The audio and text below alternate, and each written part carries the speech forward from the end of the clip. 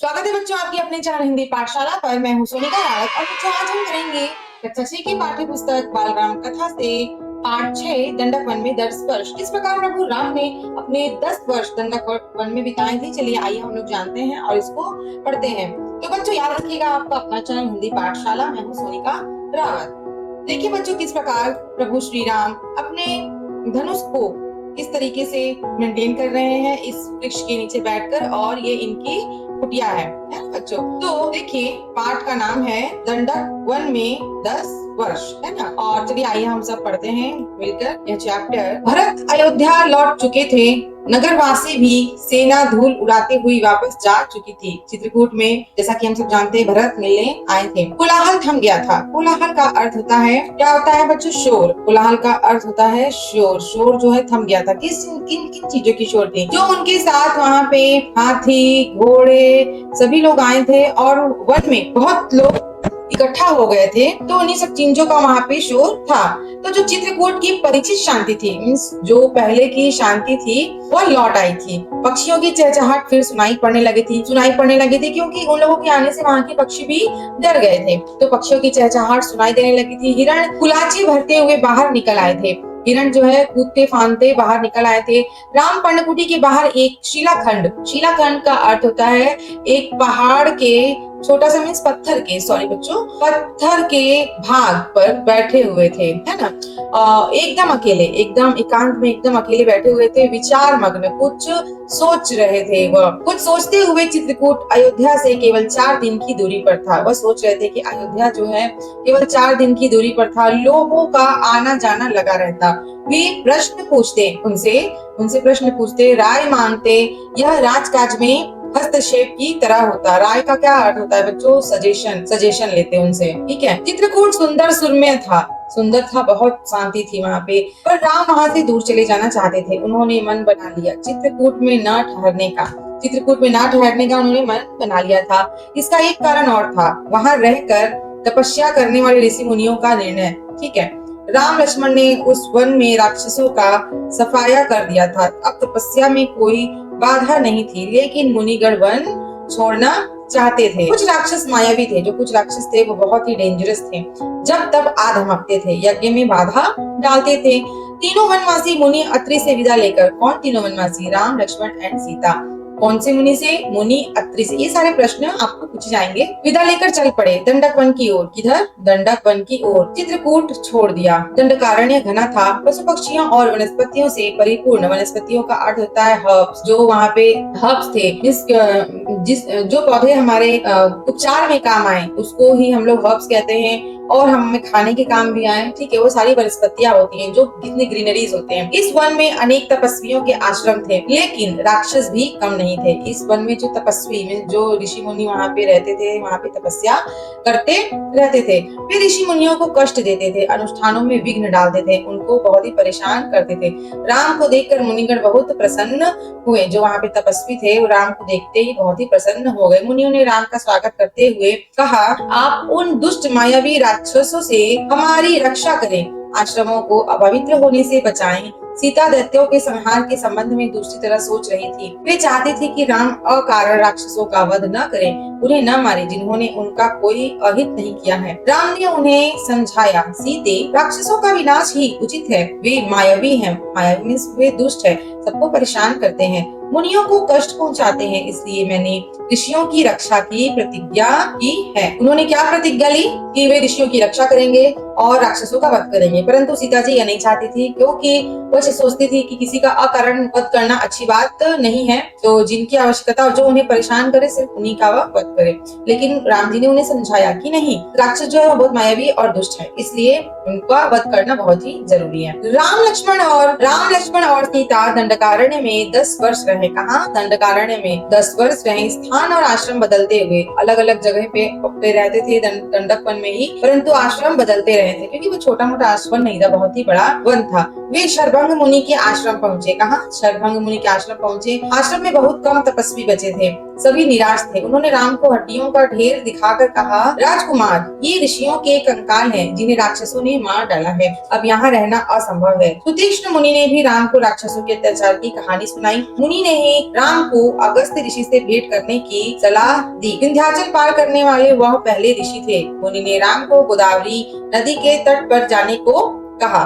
तो देखिए बच्चों, जब वह आश्रम बदलकर दूसरे स्थान पर गए चरभंग मुनि के आश्रम में, तो वहाँ के मुनि जो थे वो बहुत ही निराश थे, क्योंकि वहाँ के जो राक्षस थे उन्हें बहुत परेशान करते थे। उन्होंने राम को सारे तपस्वी के हड्डियों को दिखाया, क्योंकि वो राक्षस उनका शिकार करके उनको खा जाते थे और हड्डियों को छोड़ देते थे। इसलिए हड्डियों का ढेर उनको दिखाया और कहा, राजकुमार, अब आप हमारी रक्षा कर सकते थे। और सुतीक्ष्ण मुनि ने भी राम को राक्षसों के अत्याचार की कहानी सुनाई और उनको अगस्त के मुनि के पास जाने के लिए कहा। अगस्त मुनि ही एक ऐसे मुनि थे जिन्होंने विंध्याचल को पार किया था। नदी के तट पर, गोदावरी नदी के तट पर जाने को कहा। उस स्थान का नाम पंचवटी था। वनवास का शेष समय दोनों राजकुमारों और सीता ने वहीं बिताया। जो लास्ट टाइम था उनका वनवास का, उन्होंने पंचवटी वन में बिताया था। पंचवटी के मार्ग में राम को एक विशाल काय गिद्ध मिला। गिद्ध क्या होता है बच्चों? वल्चर, जो आसमान में ऊपर ऊपर उड़ते हैं, है ना, वल्चर, वही गिद्ध होते हैं। तो उसका क्या नाम था? जटायु। सीता उसको स्वरूप देखकर डर गई। लक्ष्मण ने उसे मायावी राक्षस समझा। वे धनुष उठा ही रहे थे कि जटायु ने कहा, हे राजन, मुझसे डरो मत, मैं तुम्हारे पिता का मित्र हूँ,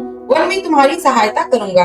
आप दोनों बाहर जाएंगे तो सीता की रक्षा करूंगा। राम ने जटायु को धन्यवाद दिया, उन्हें प्रणाम करके आगे बढ़ गए। पंचवटी में लक्ष्मण ने बहुत सुंदर कुटिया बनाई, मिट्टी की दीवारें खड़ी की, बांस के खंभे लगाए, कुश और पत्तों से छप्पर डाला। कुटिया ने उस मनोरम पंचवटी को और सुंदर बना दिया। कुटी के आसपास पुष्पलताएं थीं, हिरण घूमते थे, मोर नाचते थे।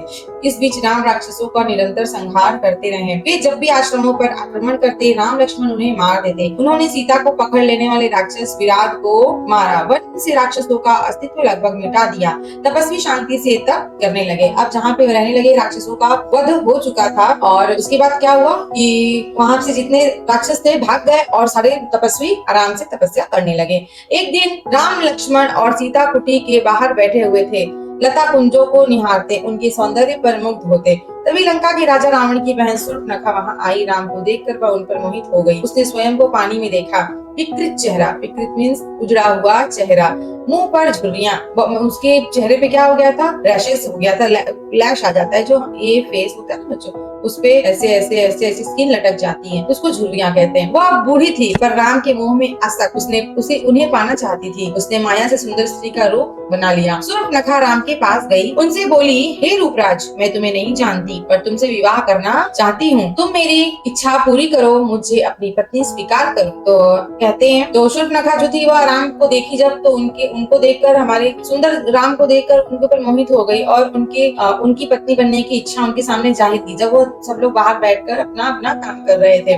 तो राम ने मुस्कुराकर लक्ष्मण की ओर देखा, अपना परिचय दिया, सीता की ओर संकेत करते हुए कहा, ये मेरी पत्नी है, मेरा विवाह हो चुका है। ऐसा तो नहीं है इतने राम जी ने इतने राक्षसों का वध किया, मायावी, तो समझ ही गए होंगे कि हाँ वे भी कुछ मायावी है वहाँ पे, जो ये स्त्री मुझे दिख रही है। तो ये दोनों तो समझ ही चुके थे, उनके साथ अटखेलियां करने लगे। तो राम ने मुस्कुराकर लक्ष्मण की ओर संकेत कर दिया और सीता को दिखाते हुए कह दिया कि वो मेरी पत्नी में विवाह हो चुका है। फिर भी उन्होंने उसका परिचय पूछा।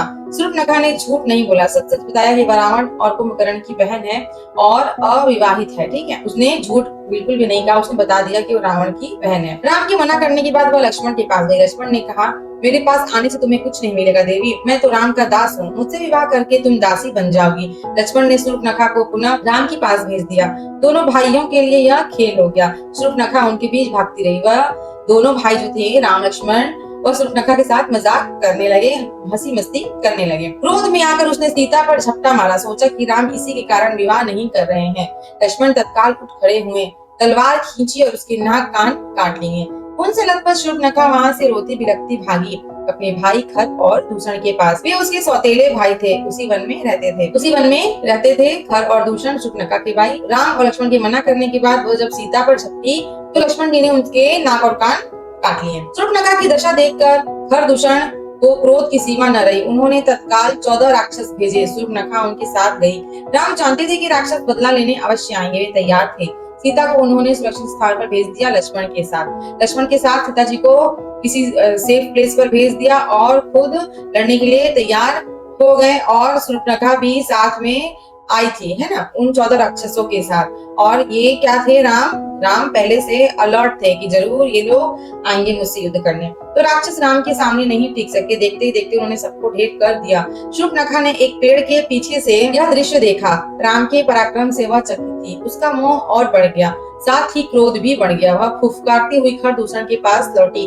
राम के प्रति उसका मोह बढ़ गया क्योंकि उन्होंने उसकी पौरुष शक्ति देख ली कि अरे वाह कितना अच्छा है, ये तो बहुत ही बढ़िया है, वीर है, योद्धा है।